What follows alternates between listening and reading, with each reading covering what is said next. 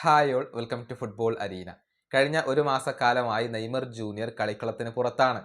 ഈയിടെ അദ്ദേഹത്തിന് ഒരു സർജറി ചെയ്യേണ്ടി വന്നിരുന്നു.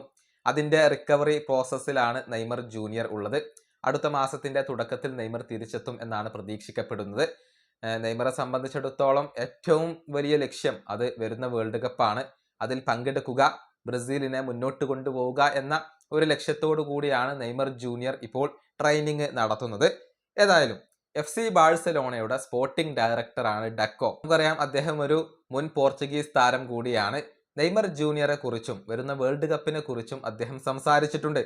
അതായത് നെയ്മറുടെ ക്വാളിറ്റി അത് ആർക്കും നിഷേധിക്കാൻ കഴിയില്ല എന്നാണ് ഡക്കോ ഇപ്പോൾ പറഞ്ഞിട്ടുള്ളത്.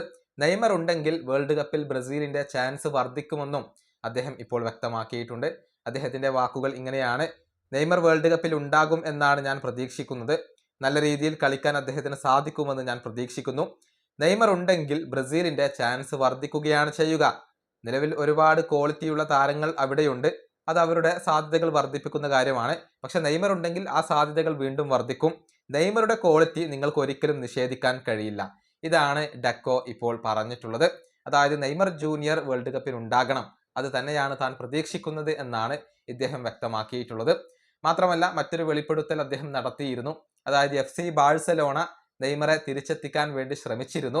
അത്തരത്തിലുള്ള ഒരു താല്പര്യം ബാഴ്സക്ക് ഉണ്ടായിരുന്നു. പക്ഷേ FFP റെഗുലേഷൻസ് കാരണമാണ് അത് നടക്കാതെ പോയത് എന്നാണ് ബാഴ്സയുടെ സ്പോർട്ടിംഗ് ഡയറക്ടർ പറഞ്ഞിട്ടുള്ളത്. ഈ വീഡിയോയുടെ അവസാനിപ്പിക്കുന്നു. അടുത്തൊരു വീണ്ടും കാണാം.